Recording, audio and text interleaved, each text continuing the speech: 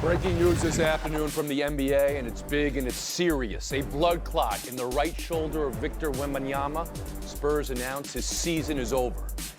We'll have the latest. Also, tonight's Four Nations final. USA, Canada. Puck night. Let's go around the horn. Free Bird time. Love that song. Puck night. Gonna be a good one. Gonna be a good one. We start, though, with a pall over the NBA second half with news this afternoon from the San Antonio Spurs. Victor Wembanyama's season over. Wembanyama diagnosed with deep vein thrombosis in his right shoulder, a blood clot condition discovered upon his return from All-Star Weekend. The team says they'll provide updates as appropriate. Additional reporting from The Athletic's Sam Amick that Wembanyama experienced low energy for a period of time that was causing concern. Tests ultimately uncovered the clot. Spurs said to be very confident he'll be healthy and ready at the start of next season. Every body unique, of course. NBA players who have been diagnosed and recovered from DVT or blood clots include Brandon Ingram in 2019, Ausar Thompson had blood clots last year, returned this season. Chris Bosh, of course, a historic example, blood clot in his lung and then his leg in next season, prematurely ending his career. Frank Isola, your reaction. Yeah, it's stunning news that we all got within the last couple of hours, and we're not just talking about one of the young stars of the NBA. This is a global star who has that kind of appeal. You mentioned Chris Bosh, and it certainly is different. Chris Bosh was a pulmonary embolism, and that dealt with his lung. Everything that we're hearing from the San Antonio Spurs and from doctors, he should be okay. And right now, you look at where the Spurs are, Tony, 3.5 games out of a play, and they got to leapfrog a couple of teams. So if they don't make it, it's not out of the realm of possibility as a lottery team. You could see a starting lineup next year of De'Aaron Fox with Stephon Castle, maybe Cooper Flagg, and hopefully, keep our fingers crossed, a healthy Victor Wembanyama. Justin Sinsley, around the horn to you. Yeah, when I look at it, it's just a reminder of like talent, like life is just so fragile, man. Like we fawned over this guy for years. He gets to the NBA, he lives up to his potential, and then it's just a reminder that life can happen to anyone at any given time. So kudos to the Spurs for running the test on Wemby, but really kudos to Wemby for saying like, hey, something isn't right with me. Let's check this out. So first and foremost, when I look at this situation, I look at Wemby, and I pray it's a one-off thing. I pray it's a one-time thing. And yes, they have a lot of potential moving forward, and he is the centerpiece of that. But first and foremost, my thoughts and my prayers go out to Victor Wembanyama, and I hope we can see him back on a basketball court very soon. Gordy Cronin. It's a significant blow for a team that's been dealt several of these. Like Greg Popovich has not been with the team since he had his stroke. He's out indefinitely. And this is a team that had 23 wins at the All-Star break. That's more than they had at this point of the season for the last 2 years. Things were looking up, and now they're suffering another setback with Victor Wembanyama. And it's tough because we don't know if Chris Paul is going to be factoring into their plans next season. And it was really cool to see how the growth of Victor Wembanyama was directly tied to having a veteran star right next to him. But not all hope is lost here. You have De'Aaron Fox factoring into what they do next season. They have the 10th best odds for the #1 overall pick. Get Victor Wembanyama healthy. Maybe next year he'll be on the path for 290 blocks, which he was this year. He won't win Defensive Player of the Year in 2025. But maybe next year, if he's healthy, he can continue that really cool trajectory that he's been on. Clinton Yates, your reaction to this afternoon's news.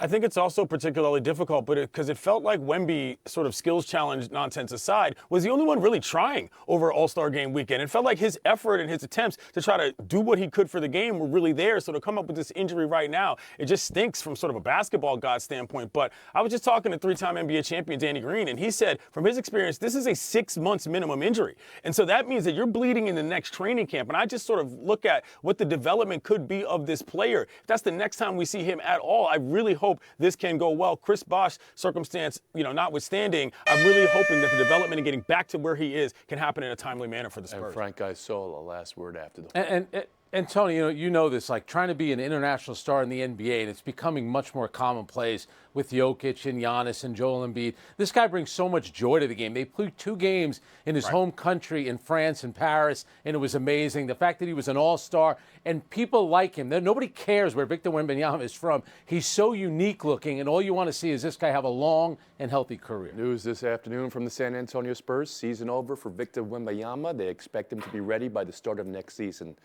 after treatment for deep vein thrombosis in his shoulder. We'll move on now to hockey. Puck night. We spent a week talking about how great the Four Nations has been, how intense USA-Canada was on Saturday. Tonight, it really has the makings of a remember where you were sporting moment. The injuries that have piled up in this tournament, Austin Matthews, Matthew Tkachuk, Brady Tkachuk, all set to play for the U.S. tonight. For Canada, a huge addition of Cale Makar, who missed Saturday's game with illness. He'll play. Heat boiling over in this rivalry tonight in Boston. How the anthems go over. Will there be as many fights on the ice? It all sets the stage. Courtney Cronin, start with the most important player on the ice tonight. Tony, do you believe in exhibition miracles? I'm trying to, channel some of that as we talk about But don't this. you think this is bigger than an exhibition at this point? Haven't we arrived at that? It certainly feels like it because of the magnitude of this moment. I don't think we're getting 3 fights in 9 seconds as much as I think we'd all like to see that once again. But the most important player tonight on the ice, Connor Hellebuyck. When I'm looking at like 1-game elimination situations like this one, it's always the goaltending edge. Jordan Binnington, Connor Hellebuyck. The gap is seismic for Team USA. And the reason I think that gives the United States the edge when you take a look at 2 very evenly matched teams is because even with the defensive injuries that the United States have dealt with, even with Cale Makar returning for Canada, I just think that what we've seen an MVP caliber performance, not only throughout the regular season, but in the Four Nations face-off from Hellebuyck and goal. He's allowed 2 goals in 2 games. That is going to give the United States the edge tonight and the win. Frank Isola? I hope the game lives up to the hype because thus far the tournament has been great for the NHL. Certainly, for me, it'd be Brady Tkachuk because he had to leave the last game with an injury and he's been sick. I guess there's a stomach bug going around the team. And, he was one of the guys involved in the fights the other night along with his brother. It's difficult to spell their names, but it's easy to like both of them for the way that they go out there and compete. So I think having him back there will provide some inspiration. To Courtney's point, U.S. has only allowed 4 total goals in their first 3 games. But I think Brady Tkachuk tonight, and I love what his brother said, Matthew, this guy's been in Stanley Cup Finals games, and he said tonight is the biggest game of my life. Imagine that. Clinton Yates, around the horn of you, most important player on the ice tonight. I don't mean to be the obvious guy here, but Sidney Patrick Crosby is playing in this game, and this guy, all he does is score goals for the Canadian team to win big-time tournaments. He's leading this tournament in points, and yeah, when he's on the ice and the Canadians are playing, I'm going to presume he's going to be the issue. More specifically, though, the Canadians need to get the U.S. into the power play a lot more often. I suspect this red, white, and blue team is going to be a little bit edgy, being at home in such a big-time place. If they can use that to their advantage, the Canadians, to get penalties, they've not gotten many power plays this tournament, they're going to be on the front skate. But yeah, when Crosby's on the ice, I'm looking at him. Justin Tinsley, most important player on the ice tonight. Yeah, this really feels like a high-stakes Stanley Cup Finals game, and I love it. But Team USA, let me tell you this. Do not get overconfident. Don't put too much dip on your chip just because you beat them. Just because Canada has been outscored 6-1 in the third period. Find Connor McDavid. Let me say that again. Find Connor McDavid. He scored the opening goals in the last 2 games for Canada. He put on an offensive clinic versus Finland. And this is just the type of game that a player like Connor McDavid can use to add to an already legendary resume. Team USA, you better find Connor McDavid, or it could be a very those are the long most night. important players. How will tonight be won, and who you got? Frank Isola, first to you. I'm going to go with an upset, and it wouldn't be the worst thing for a rematch next year. I'm going to go Canada an upset. Justin Tinsley. Honestly, everybody's picking USA. I'm going Canada as well. Courtney Cronin. I watched Canada let its foot off the gas against Finland the other night. I'm going with my country, the United States, winning 4-2. Clinton Yates. Canada, Crosby, overtime. We've seen this movie before. Taking a break. Buy or sell next. And they'll boo the anthem. Un-American. Tackling quarterback. Welcome to Around the Horn, coming to you from the Heineken River Deck at Pier 17. Hornets 100, Lakers 97. The LeBron dunk on Mark Williams got the highlights.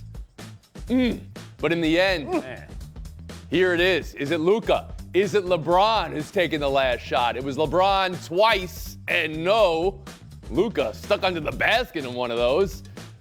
And now, do we have growing pains for the Los Angeles Lakers? Clinton Yates, show me that smile again. What you buying, what you selling when the Lakers lost last night? I'm buying the growing pains big time for this team. It wasn't just the loss. It wasn't just the LeBron at the end situation. It's the 18 turnovers. It's the 15 for 51 from three. It's the allowing a 23-1 run in the second half. And AR got tossed for going ballistic on a ref. I mean, that was just a breakdown overall of that team, regardless of what happened in the end. I think JJ Redick has done a great job this season. But that game, the only game on the sked in the league last night, you got to win that, man. Courtney Cronin. I'm selling the concerns for right now. I might be buying them tomorrow, though, if they lose to Portland tonight. Look, this is a 3-game sample size, Tony. Luka Doncic is still trying to get comfortable in this offense, and even LeBron James says he doesn't know all of the plays yet. He doesn't know all of the defensive coverages. What concerns me is that he's deferring quite a bit to Austin Reeves, to LeBron James in the final moments of that game. And what we know about LeBron as a Laker, he's 1 of 29 in the final 5 seconds on game-tying or go-ahead field goal attempts since he got to the Lakers. We all know that there's a shift happening in real time. This is becoming Luka Doncic's team. I need to see him taking that Really? shot. Even with the struggle he had in the game, 1 for 9 from 3 going into. Justin Tinsley, around the horn to you. Yeah, I just want to point out that LaMelo was going big game hunting on Luka in that fourth quarter. But these losses are definitely something. They come back to haunt you. You have to win these games. And so, like, when I look at it, something that really concerned me about the Lakers last night, the Lakers are 1-9 when they score less than 40 points in the paint, which happened last night. And, oh, yeah, they just happened to trade away their best post presence in Anthony Davis. So, look, I get it about the Lakers. There's a lot to love about their potential, but there's also quite a bit to bite your fingernails over, too. Frank Isola. Well, that's why they wanted to trade for a shot blocker, because they know some of the limitations defensively for both LeBron and especially Luka Doncic. But 1 for 9, you mentioned it, Tony. That's what Luka was on threes. I have no problem with LeBron taking that shot right there, and he was open. The second one is off a scramble play. That's you're desperate in that moment. But Luka, 5 turnovers in that first quarter. He needs to get up to speed with the Lakers, because losing on the road at Utah before the break, losing this game tonight, they got Portland. They lose tonight, and their schedule gets a lot harder after tonight. College football playoffs changes coming. That's our next topic. The biggest takeaway from Wednesday's initial meeting between SEC and Big Ten commissioners is that there's energy around a straight seeding system coming this next playoff if they get the unanimous votes they need for it. There's also energy around the expansion in the number of teams. That's in play for future years, 2 years from down the road. Or maybe the big conferences get automatic bids increased. Could the SEC and Big Ten make the case for 4 guaranteed bids each? That's also under discussion down the road.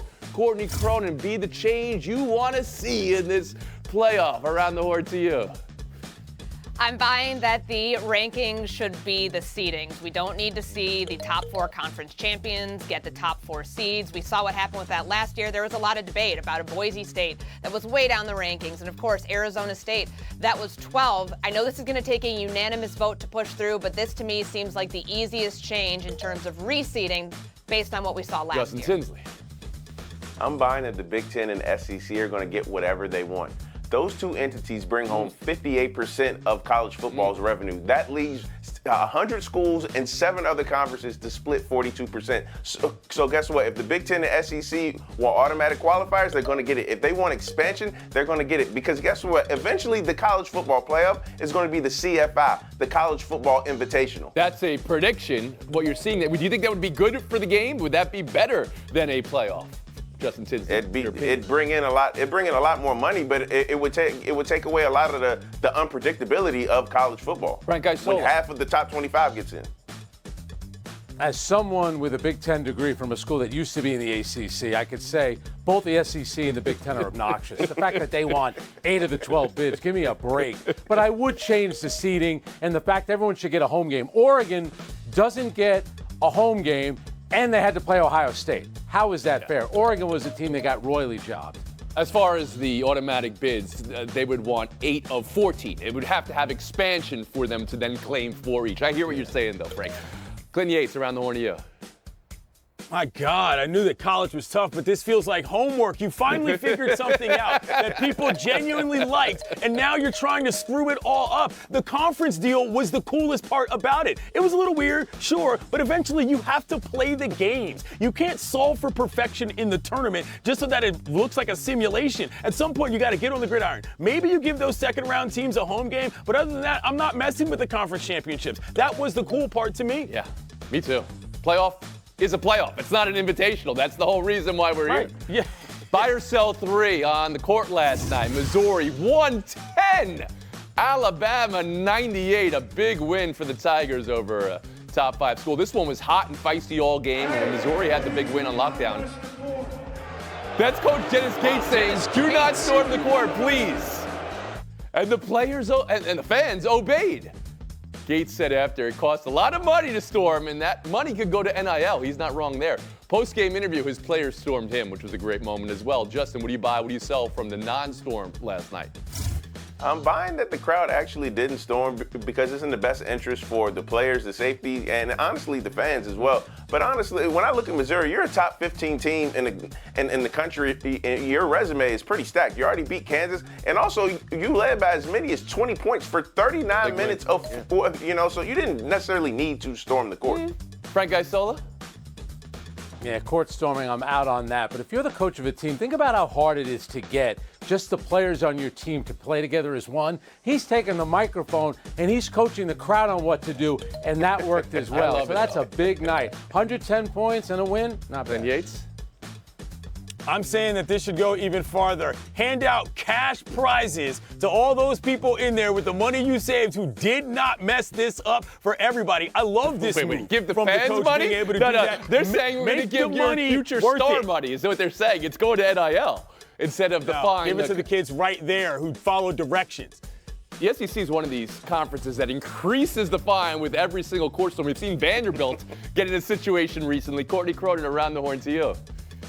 Well, I would like the countdown, so you have a minute to basically get even more amped up, and then you let the students rush the court after all of the players, support staff, coaches are removed from a dangerous area. But I think it speaks to Dennis Gates in understanding the circumstances here, so you really got to give a lot of credit to the fans. They know that that money could cost them a great player that the team might want to go out and get in the transfer portal and dole out that NIL money to. Plus, once you've court stormed once, do you really need to do it again? They did it after the Kansas game this year. Yeah, but a win over Kansas isn't what it used to be. Let's be honest with where Kansas is. Well, I mean, oh, wow. They just had the third worst loss in school history. That'll be it for And those Courtney BYU and fans didn't storm the court. I love when coaches grab the mic, though. I love crowd work like that. That's great. Show me that smile again, Yates and Isola. As long as we got each other, we'll have a showdown.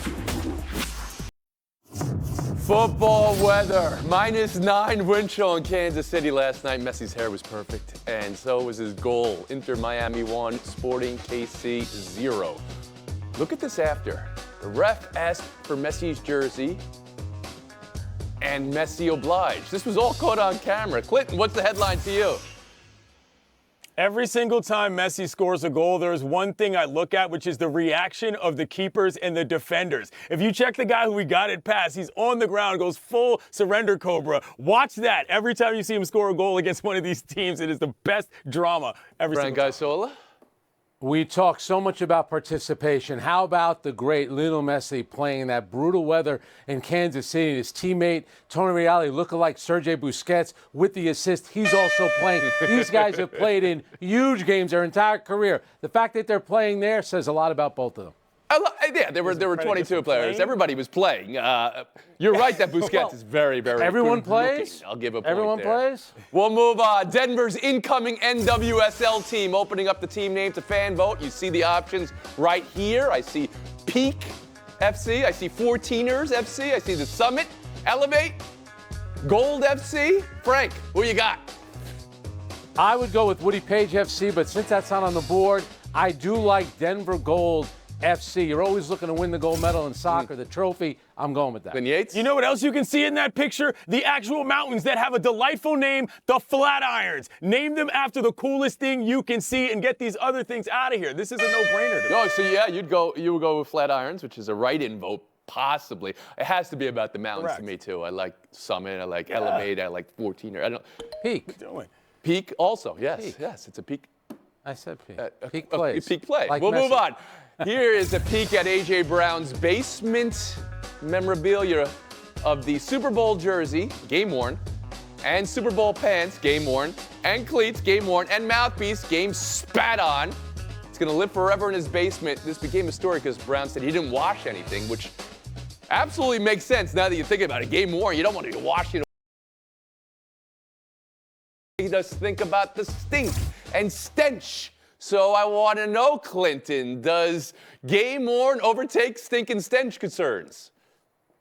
Not at all. The best part about this is that he actually acquired a mannequin on short notice, and I looked it up. You can get it for about $140 on Amazon. Pretty easy. That is not the best part about this. That is the definition of cool. And every time someone comes to his house, they're going to say, bring me to your basement. I want to see that. I think agree. It's awesome. I think it's Game cool. worn. I never really thought of it. I don't know why, but yes, of course, game worn. You don't want to wash that away. Clint Yates, the great washing of Isola and Showdown.